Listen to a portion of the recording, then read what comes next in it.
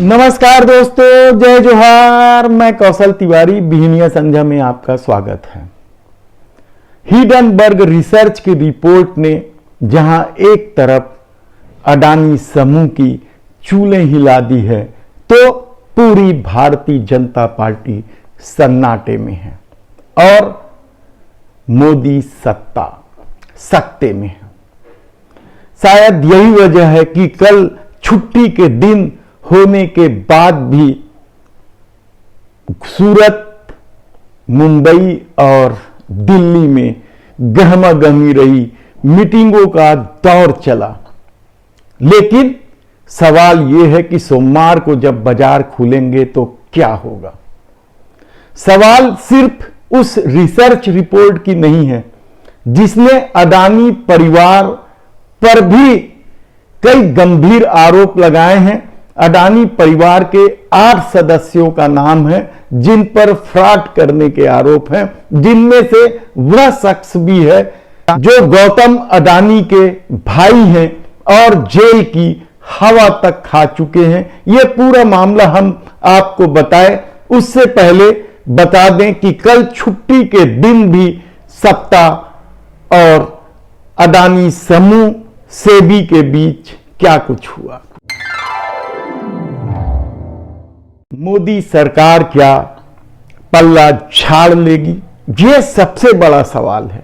यह सवाल Hindenburg research के रिपोर्ट आने के बाद सत्ता के गलियारे में ही नहीं, राजनीतिक दांव पेच के गलियारों में भी यह गूंज रहा है कि आखिर मोदी सरकार इस फ्रॉड के मामले को लेकर किस तरह का रवैया अपनाती है। क्या वह अडानी समूह को बचाने की कोशिश करेगी या फिर उससे पल्ला झाड़ लेगी, समिति बनाएगी और मामले को ठंडे बस्ते में डालने की कोशिश करेगी। ऐसे कितने ही सवाल कल मीटिंग के दौरान उभरे हैं, यह हमारे सूत्रों का दावा है। दरअसल जब 25 तारीख को यह रिपोर्ट आई, उसके बाद भी एसबीआई ने शेयर खरीदे और इसके चलते एसबीआई को करोड़ों रुपए का घाटा उठाना पड़ा, क्योंकि शेयर लगातार गिर रहे थे। यही नहीं, एलआईसी लाइफ इंश्योरेंस कंपनी ने भी शेयर खरीदे और उसे भी करोड़ों रुपये का घाटा उठाना पड़ा। यानी ये दोनों कंपनियां जो एसबीआई और एलआईसी हैं, वे शेयर के भाव गिरने के बाद भी 508 रुपए अधिक ऑफर प्राइस में अडानी समूह के शेयर खरीद रहे थे और जिसकी वजह से अब तक जो शेयर खरीदे हैं और शेयर के भाव जो गिरे हैं, उसके आकलन करने वालों ने कहा कि दोनों को ही करोड़ों रुपए के नुकसान उठाने पड़ गए हैं। इस पर भी कल गहन चिंतन हुई है। सेबी ने कुछ मामले में जांच के आदेश दे दिए हैं। क्या पूरा खेल में सेबी शामिल है, यह सबसे बड़ा सवाल है। हम आगे बताएंगे जब उनके भाइयों के कारनामों को लेकर हम पूरी सूची प्रकाशित करेंगे कि हिडनबर्ग ने किस तरीके से आरोप लगाए हैं। कल मीटिंग को लेकर कई तरह के सवाल उठे कि छुट्टी के दिन मीटिंग हुई, सूरत, मुंबई और दिल्ली में गहमागहमी रही और सत्ते में सरकार क्या फैसला लेती है, क्या ऐसे मामले में पल्ला झाड़ लेगी, क्योंकि यह राजनीति का रिवाज है और यह आम चलन भी है कि खुद पे जब बात आती है तो वह किसी को नहीं देखता कौन दोस्त कौन दुश्मन। अब हम बात करेंगे कि सोमवार को जब बाजार खुलेगा तो क्या होगा। 25 तारीख को जब हिडनबर्ग की रिपोर्ट आई तो धड़धड़ाकर अडानी समूह के शेयर गिर गए, लेकिन 26 को छुट्टी था, एक मौका मिला कि कुछ संभल ले। लेकिन 27 तारीख को जब फिर बाजार खुला तो अडानी समूह के शेयर 4 लाख करोड़ तक के घाटे में पहुंच गया। हर अडानी समूह के सातों कंपनियों के शेयर लगातार गिर रहे थे, बिकवाली बढ़ते जा रही थी और हालत यह थी कि कई शेयर के रेट तो 20% के नीचे भी गिरे, जिसमें Adani power, Adani transmitter, Adani enterprises, बहुत सारे नाम आप गिन सकते हैं। लेकिन जब सोमवार को बाजार खुलेगा तो क्या होगा, यह सबसे बड़ा सवाल है। और यदि यही स्थिति गिरने की शेयर की रही तो फिर अडानी समूह कहां पहुंचेगा।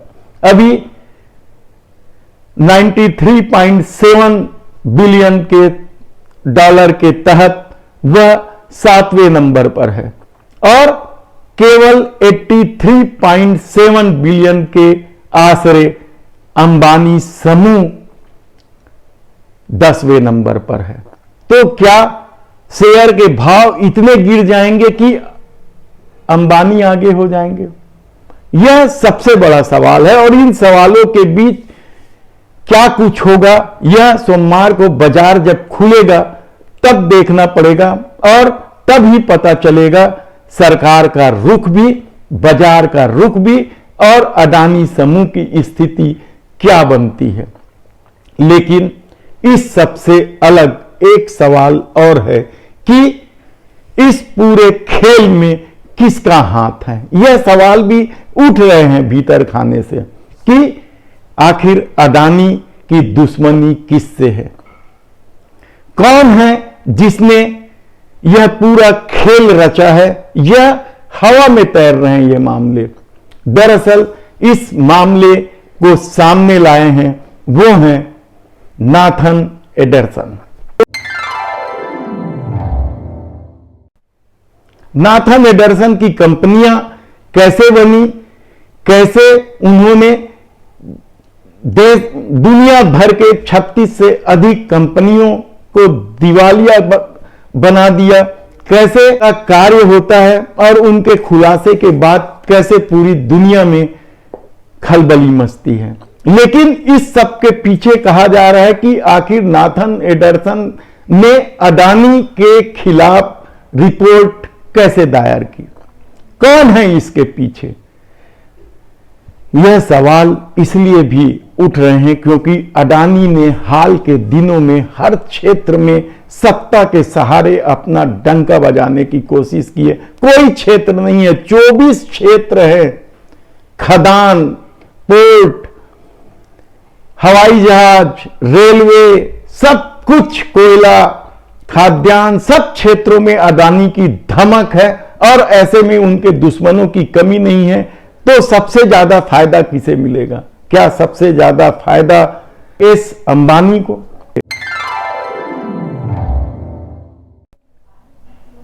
यह सवाल बेहद ही गंभीर है और चर्चा है कि इस पूरे खेल में मुकेश अंबानी की भी भूमिका हो सकती है, क्योंकि अडानी के डूबने का सर्वाधिक फायदा किसी को होगा तो वह मुकेश अंबानी को होगा।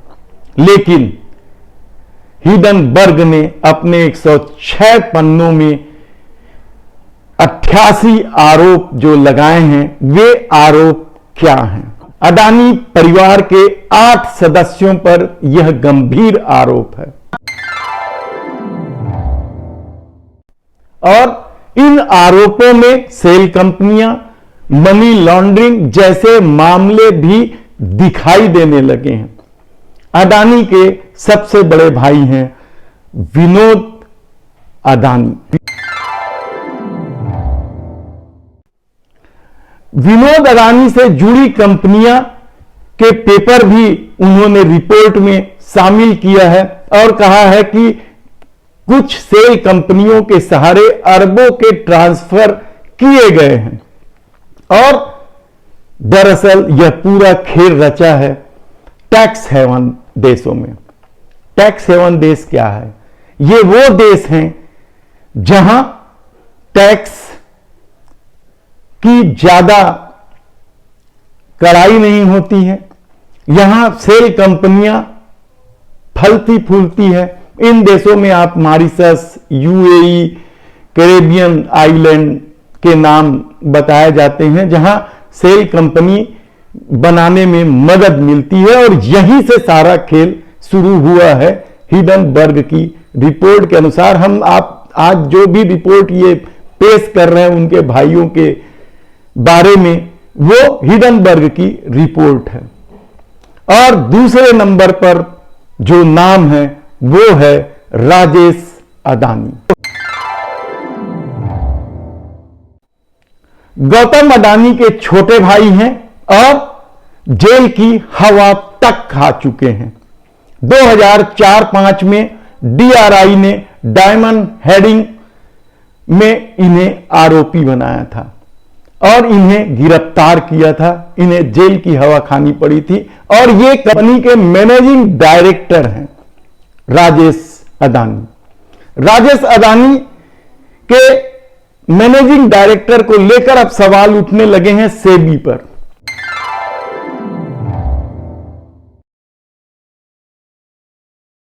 कि आखिर इस तरह के व्यक्ति को कैसे मैनेजिंग डायरेक्टर के रूप में रखने के बाद भी सेबी ने शेयर मार्केट में उस कंपनी को लिस्टिंग की। यह सबसे बड़ा सवाल है। किसके दबाव में लिस्टिंग की? यह सब खेल कैसे हो गया? यह इतने गंभीर सवाल है कि इसकी जांच उच्च स्तरीय होनी चाहिए कि आखिर राजेश अदानी के रहते अदानी समूह की वह कंपनी कैसे लिस्टिंग में आ गई। तीसरा जो परिवार के नाम है उनमें है बहनोई समीर वोरा। समीर वोरा या अडानी परिवार के जिन 8 सदस्यों पर आरोप लगे हैं उसमें नकली अवैध रूप से सेल कंपनी बनाना, फर्जी इंपोर्ट एक्सपोर्ट दिखाना, ये सारे मामले इस तरह के अडानी परिवार के लोगों पर लगाए गए हैं। देखना है कि क्या कुछ होता है। मोदी सरकार पल्ला झाड़ लेती है। सोमवार को क्या कुछ होगा और सेबी और सत्ता क्या कुछ करती है, यह देखने की बात होगी। आगे हम आपको बताते रहेंगे इस पूरे मामले में। धन्यवाद।